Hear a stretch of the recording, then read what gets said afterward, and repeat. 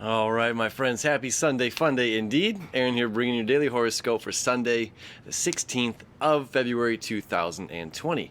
We've got the moon moving out of Scorpio into the sign of Sagittarius. All right, now this happens every month. All right, it's a need for seeking, it's a need for getting out there, a need to seek that fire, that distant fire, to seek that distant knowledge.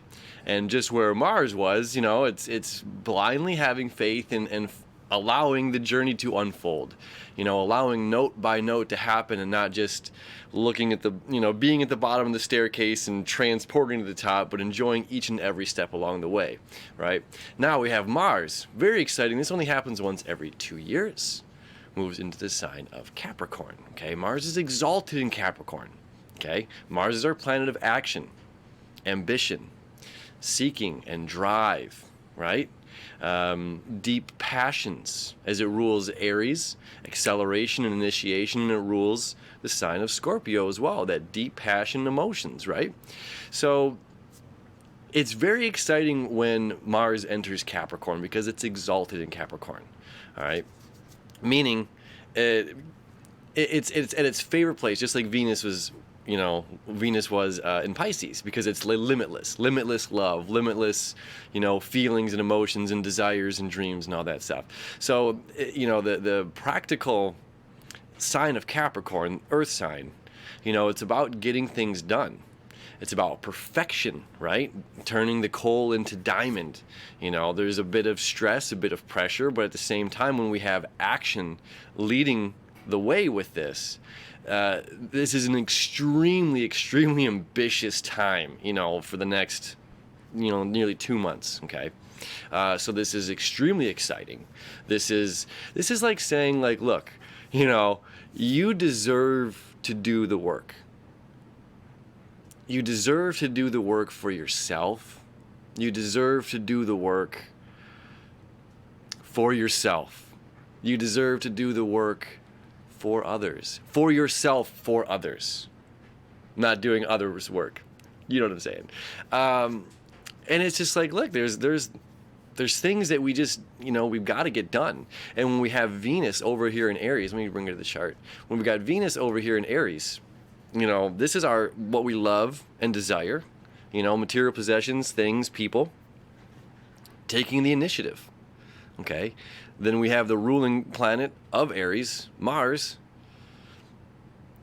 taking the initiative, saying getting things done, and there's nothing going to stop me along this journey.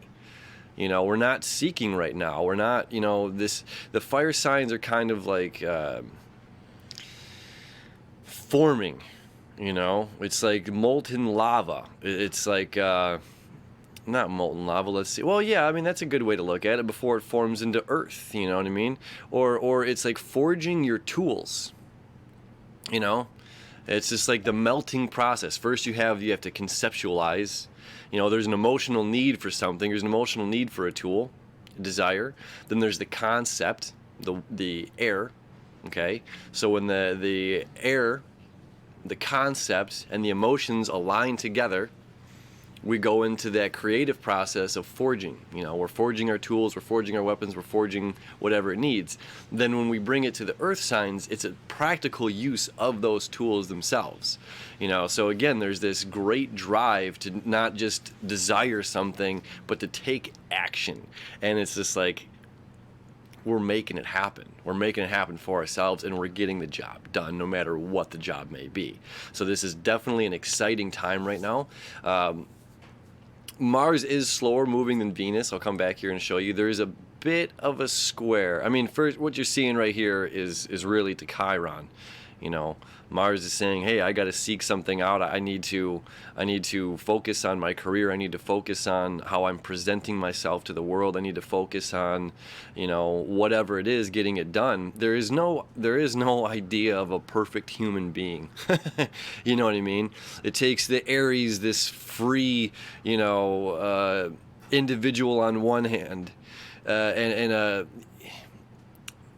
someone can be rigid in an earth sign, You know, the fire signs can be very free, never wear shoes, free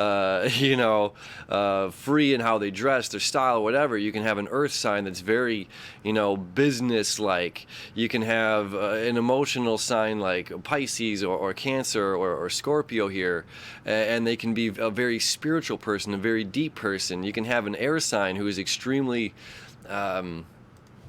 brilliant in their ways of calculating or conceptualizing, and it's just like each one of these elements plays on the other. And we can look at other people, we can look at our brothers and sisters, our peers, our predecessors, and we can take in some of this energy, to round us out. So if we're, I know a lady that I worked with her, true story, she never takes her shoes off unless she gets into the shower and goes straight to bed. Like, shoes on all the time.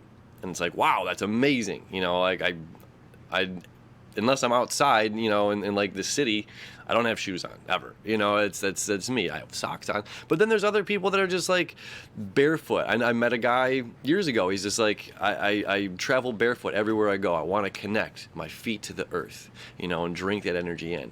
So it's like there's a lot of roundedness, So this earth seeking a sense of perfection, and Chiron and the healing sign of Aries, Chiron healing Aries, our intuition, our that urge, right? It's about rounding things out, whatever that may be in our lives, rounding things out. But ultimately, this energy is about ambition and getting things done and honoring ourselves to do whatever work it is that we need to do, right? Now, on another exciting note, we've got Jupiter, our planet of expansion. Jupiter is expansion within the limits of Saturn. Jupiter is expansion within the limits of this physical reality, creating a sextile to Neptune. Okay? Neptune is expansion beyond our physical reality. Neptune is expansion on an emotional level, on a spiritual level, expanding the consciousness of humanity. Okay? Expanding our dreams. Okay? On one end, expanding our dreams, Neptune and Pisces. Then we have expanding and creating our reality. And Mars coming up there to help out, saying like, yeah, we can make this happen. Okay. So Neptune and Jupiter are going to be creating the sextile until the 21st. And if you checked out the video the other day, we have Saturn septile to Neptune until the 21st. Okay. This is fate week, my friends. The individuals that you meet, the healing that happens, the information that you're going to find.